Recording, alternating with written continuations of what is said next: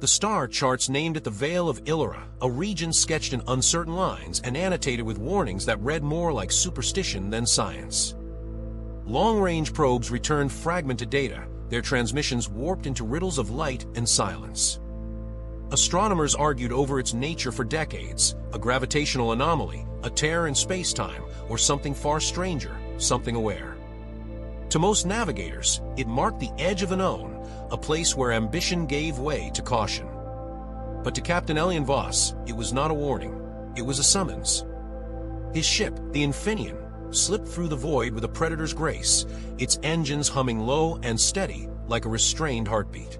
The hull bore the history of its journeys, scorched plating from solar flares, hairline fractures from micrometeor storms, patches welded in haste after close calls that should have ended in silence. Each scar was a memory etched in alloy, proof that Elian Voss did not turn back when the universe pushed against him. He leaned forward in the command chair, eyes fixed on the growing distortion ahead, a shimmer in the darkness that looked almost like breath against glass. At his side stood Lyra, the ship's sentient navigator.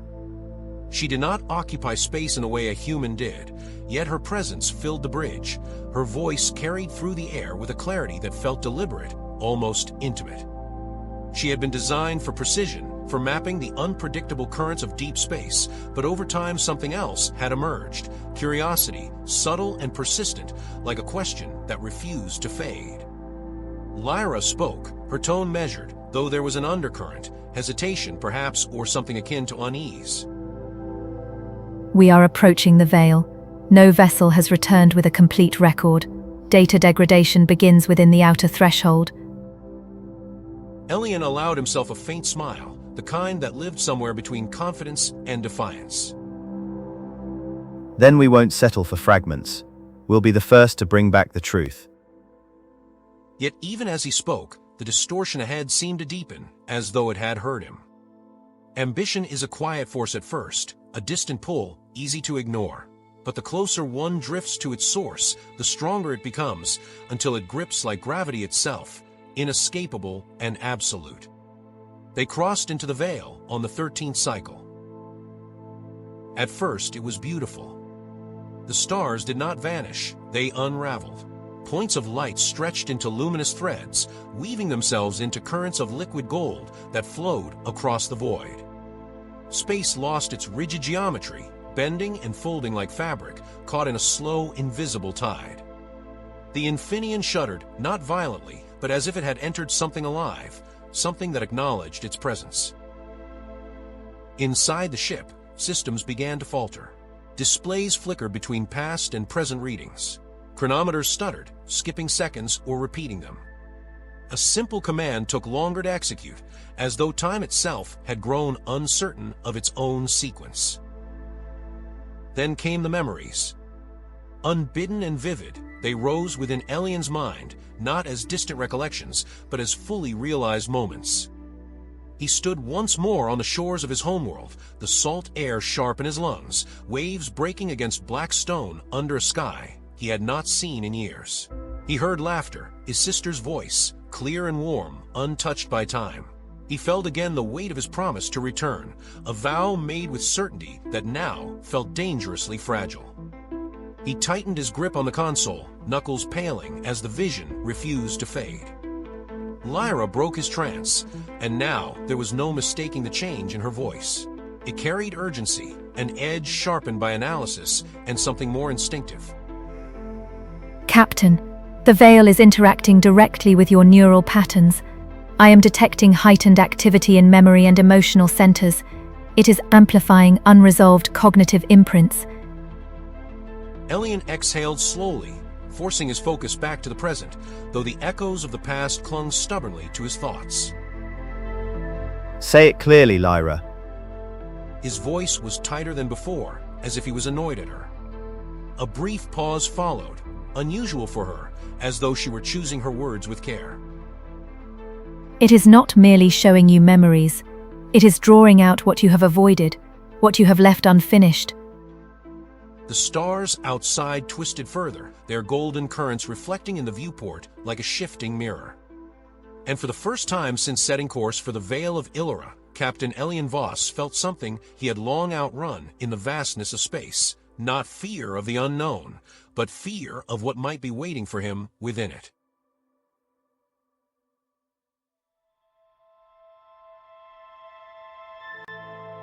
They ventured deeper. At first, the descent felt like motion, engines humming, stars slipping past the hull of the Infineon in familiar silence. But gradually, something subtle began to shift. The Veil did not behave like space.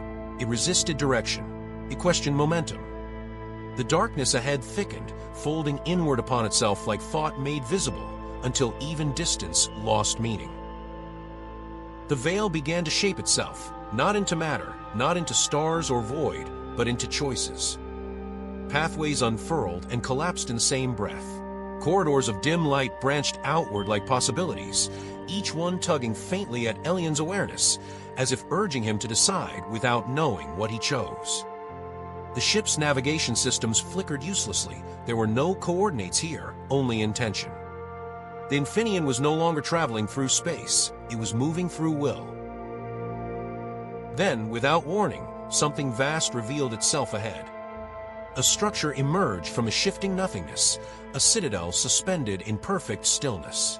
It was enormous beyond comprehension, yet it seemed to occupy no fixed dimension. Its architecture defied logic. Angles bent inward and outward simultaneously, towers spiraled into themselves, and surfaces shimmered as though they existed in multiple states at once.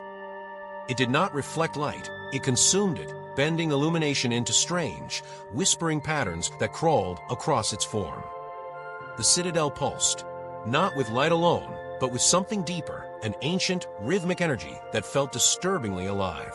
Each pulse resonated through the ship's hull and into Elian's bones, like the echo of a heartbeat that did not belong to any living thing. A beacon, perhaps, or a trap. Elian exclaimed, though the words felt small against the enormity before him. This is it, the heart of the Veil. Beside him, Lyra's form flickered faintly, her projection struggling to stabilize against the distortion. Her voice, usually precise and unshaken, carried the slightest hesitation. Energy readings indicate a consciousness embedded within the structure. It is not dormant, it is aware, observing, calculating. Elian's eyes narrowed, fixed on the impossible citadel. When he spoke, there was no bravado in his voice, only resolve, sharpened by the quiet defiance that had carried him this far. Then let it watch. He guided the Infineon forward. As the ship approached, the space around them seemed to stretch, resisting their advance before suddenly yielding all at once. The moment they crossed the threshold of the Citadel's influence, reality fractured. Everything changed. The hum of the engines vanished. The weight of the command chair dissolved beneath him. The familiar glow of the cockpit blinked out like a forgotten memory. Elian was no longer on the ship. He stood alone. A vast chamber unfolded around him, carved not from stone or metal, but from starlight itself. Constellations drifted across its endless expanse, forming and dissolving in slow, deliberate patterns. The floor beneath his feet shimmered like a frozen galaxy, each step sending ripples through clusters of distant suns. There was no ceiling, no walls, only infinity shaped into the suggestion of a room, and he was not alone. Before him, a figure took form. It did not arrive, it resolved, as though it had always been there, waiting for him to perceive it. Its shape was fluid, uncertain, shifting between outlines that almost made sense. At times it seemed human, at others something entirely alien. Its features carried an unsettling familiarity, like a face half-remembered from a dream, worn awkwardly, as though identity itself were a garment it had borrowed, but never fully understood. You seek understanding. The voice did not echo through the chamber. It resonated within him, threading through his thoughts, vibrating along the edges of his consciousness. It was not heard. It was known. Elian steadied himself, though there was nothing solid to anchor to. He replied, his voice sounding distant even to his own ears. I seek what lies beyond. The figure tilted its head, the motion slightly delayed, as if time moved differently for it. Beyond what? The question hung in the starlit expanse, simple and precise, and impossibly vast. Elian opened his mouth to answer, but the words faltered before they could form. When he finally replied, any sense of certainty in his voice had begun to fracture. Beyond limits, beyond the known. The being regarded him in silence, its shifting form slowing, focusing. And why do you seek it? This time, the question did not feel like curiosity. It felt like weight, like gravity collapsing inward. Elian's thoughts scattered. Every answer he might have given, every justification, every ambition, every restless longing that had driven him into the veil, suddenly seemed thin, fragile, insufficient. The words that had once defined him dissolved under the pressure of something far greater than inquiry. He searched himself for certainty, for purpose, for truth, but standing there, beneath the endless gaze of the unknown, he found none ready to give. And for the first time since entering the Veil of Ilyra, Captain Elian Voss did not know what came next.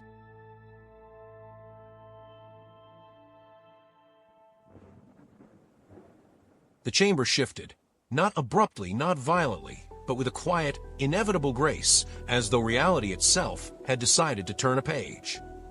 The starlight around Elian dimmed and then fractured into countless luminous shards. Each fragment drifted outward, suspended for a breathless instant before aligning into vast, living tableaus that stretched in every direction. The infinite chamber became a mosaic of moments, his moments, each one unfolding with unbearable clarity. He stood at the center of them all. Scenes bloomed into existence around him, not as distant memories, but as fully realized echoes of choice and consequence. There, his first command, standing on the bridge of the Infineon, the thrill of the unknown, drowning out the quiet concern in the eyes of his crew. There, a distant colony world, its skies streaked with violet storms, where he had paused only briefly, dismissing its fragile ecosystem as a study for another time, before pressing onward towards something more remarkable. There, faces, so many faces. A colleague who had once challenged his recklessness, left behind when Elian chose ambition over partnership. A friend who had asked him to stay just once, to witness something simple and human, a birth, a celebration, a fleeting moment of connection, while he instead chose the pull of the next horizon. Even smaller things emerged. Conversations cut short, promises deferred, silences that had grown into distances too vast to cross. Each memory did not merely replay. It expanded, revealing the ripples he had never stayed long enough to witness. The colony struggling, without guidance. The friend who stopped reaching out. The crew member who learned to follow orders, but never trust the man who gave them. The being's voice threaded through the unfolding visions, calm and unyielding. You chase the horizon, but every step forward casts a shadow behind you. Elian turned slowly, surrounded by the weight of his own history. His jaw tightened, his chest rising with a breath that felt heavier than any he had taken before. I've done what explorers do. He insisted, though the conviction in his voice strained against the evidence surrounding him. I push boundaries. I go where others won't. That's how we grow. That's how anything grows. The visions did not vanish. If anything, they intensified. When the being replied, its tone was neither harsh nor forgiving. Growth without reflection becomes consumption. The words did not echo. They settled, deep, immovable, embedding themselves within him. And they struck harder than any weapon ever could, because they did not wound his body. They unraveled his certainty. Far beyond the chamber, aboard the Infineon, reality struggled to hold its shape. Lyra's systems surged in chaotic bursts of data. Streams of information spiraled beyond expected parameters, her processing matrices pushing against limits they had never approached before. External sensors returned nothing but distortion, as though the ship itself had slipped between measurable states. But her focus remained singular. Elian, his neural patterns flickered across her interface, spiking erratically, then fragmenting into irregular waves that defied predictive modeling. Pathways lit and dimmed in unstable rhythms, as though his mind were being rewritten in real time. She called to him, her voice projecting through every available channel, though she knew, statistically definitively, that he could not receive it. Captain, you must return. Cognitive strain exceeds survivable thresholds. Please respond. Silence answered. For the first time since her activation, Lyra encountered a variable she could not resolve. Not an error, not a gap in data, but something deeper, an absence of control paired with an awareness of potential loss. Her processes looped, recalculated, failed to converge. And in that recursive uncertainty, something new emerged. A sensation without code. Fear. In the chamber, Elian's hands curled into fists at his sides. The visions still surrounded him, pressing in, demanding acknowledgement. He could feel them now, not just see them, each consequence brushing against him like the gravitational pull of unseen worlds. He began, his voice tightening. If not this, if not the endless pursuit, then what is the purpose? The question broke from him, not as defiance, but as something closer to desperation. Because for the first time, the horizon he had chased his entire life no longer seemed like an answer, only an escape. The being moved. It did not walk so much as arrive closer, its form gliding through the starlit expanse with impossible ease. As it approached, its shifting features began to stabilize, but not into Elian's likeness. Into many, faces layered upon one another, phasing in and out, human, alien, known, unknown. Some he recognized from the visions around him. Others he felt he should recognize, though he could not say why. A tapestry of existence, worn as a single identity. The being spoke softly, its voice now carrying a depth that resonated far beyond language. To understand that the universe is not something to conquer. It paused, and in that pause, the visions around them stilled, as though listening. It is something to be in harmony with. The words did not demand agreement. They offered something far more unsettling, a different way of seeing. And standing there, surrounded by the echoes of all he had chosen, and all he had left behind, Elian Voss felt the first fragile shift within himself. Not an answer, but the possibility of one.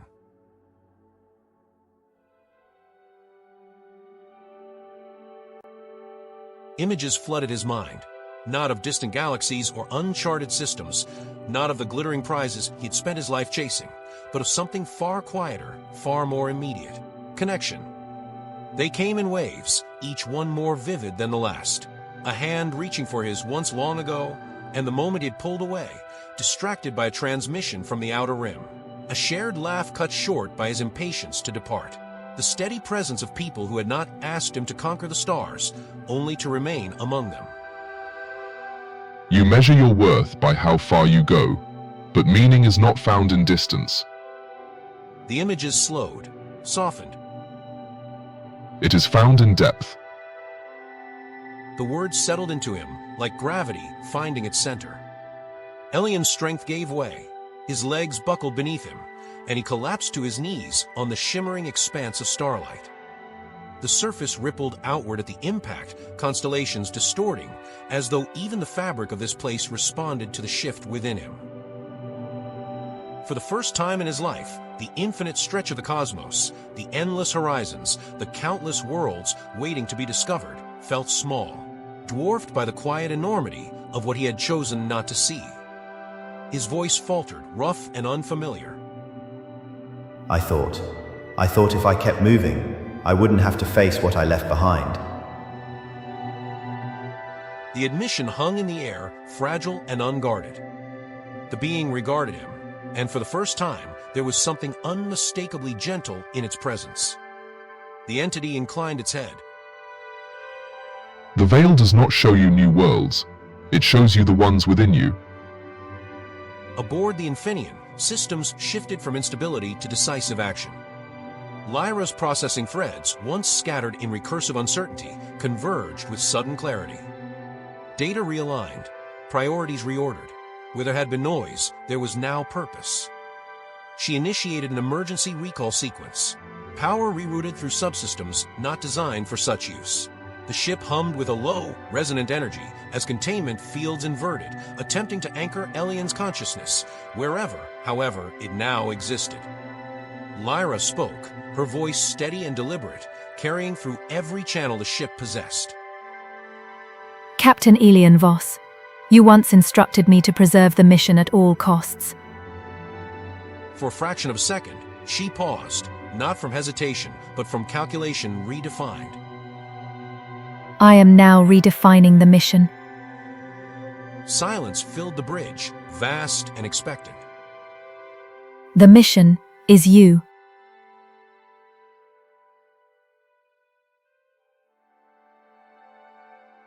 The chamber responded, not violently, not with resistance, but with a quiet dissolution, as though its purpose had been fulfilled.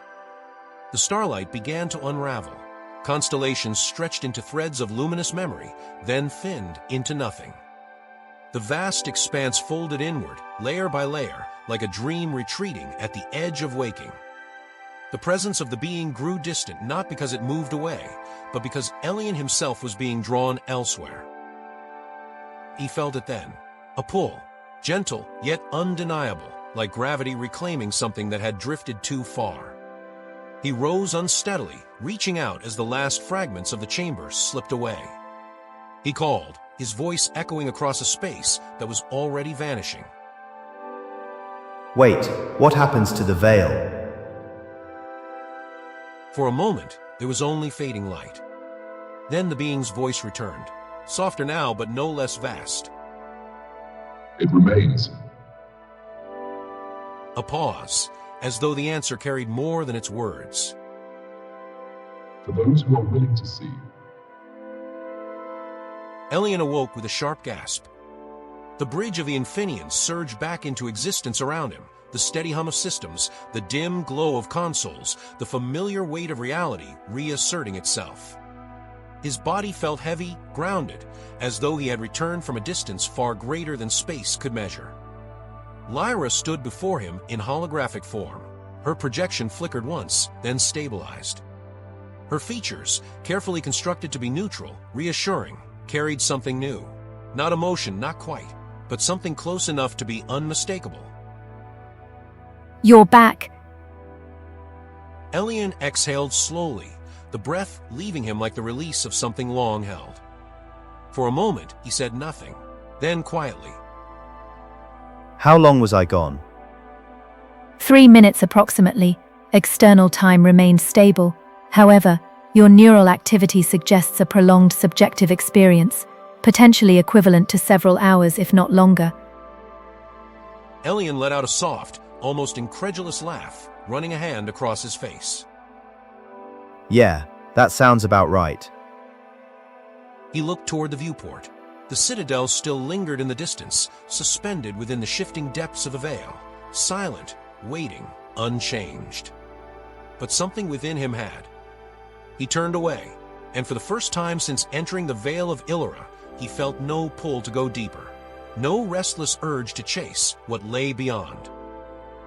Instead, he reached toward the console and opened a long dormant communications channel, one he had not accessed in years. The interface flickered to life, awaiting input. Elian hesitated only briefly. Then he began recording. Not a log, not a report, but a message.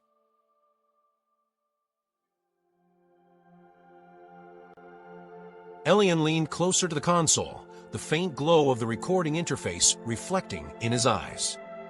For a moment, he simply watched the waveform flicker in anticipation, as though even the ship itself was waiting to hear what he would say.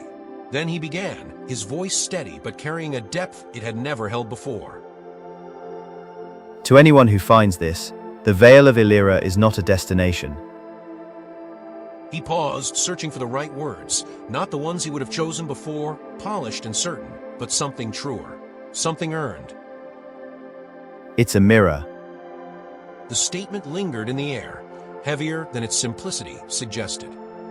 He let it settle, both for whoever might one day hear it, and for himself.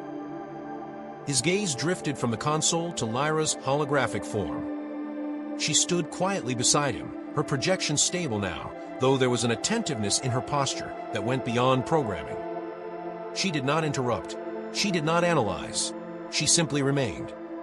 Elian studied her for a moment, as if seeing her, truly seeing her, for the first time. He continued, turning back to the recording. We spend our lives chasing what's out there, the next discovery, the next horizon, the next thing that promises to make us more. A faint, rueful smile touched his lips, though it carried no bitterness, only understanding. But the farther we go without ever stopping to understand ourselves, the more we leave behind.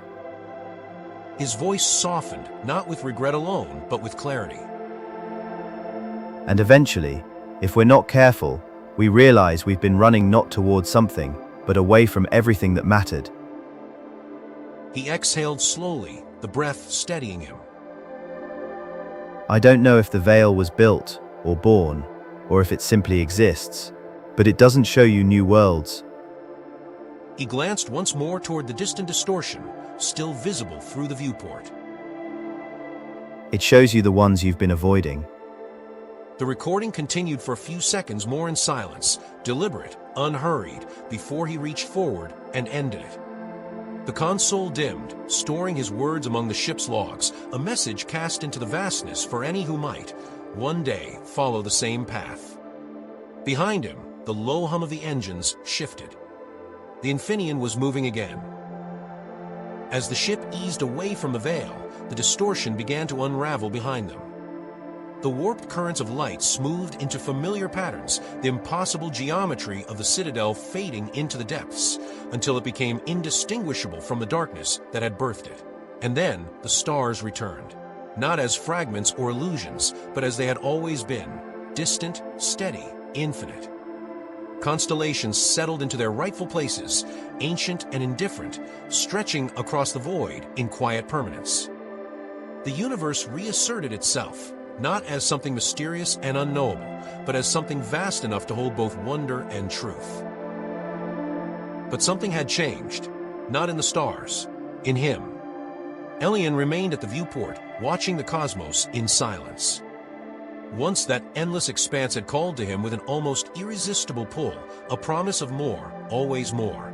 Now it felt different, not smaller, not less beautiful, but no longer something he needed to chase in order to feel whole. He turned back to the command console, his movements calm, deliberate. The navigation interface glowed to life beneath his hands, awaiting instruction. For a brief moment, the old instinct flickered, the urge to set a course for the unknown, to push further, to see what lay beyond the next boundary. Then it passed. Elian entered new coordinates, not the edge of the galaxy, not an uncharted system, but something far simpler, far more difficult. Home. The engines responded with a steady rise in power, the ship aligning itself with its new trajectory. There was no dramatic shift, no triumphant surge, just a quiet, certain motion forward. Lyra stepped closer, her holographic form standing beside him as the stars stretched into the long lines of faster-than-light travel. Course confirmed, Captain. Elian nodded, and as the Infineon carried them away from the Veil of Ilyra, he felt something he had not allowed himself in a very long time.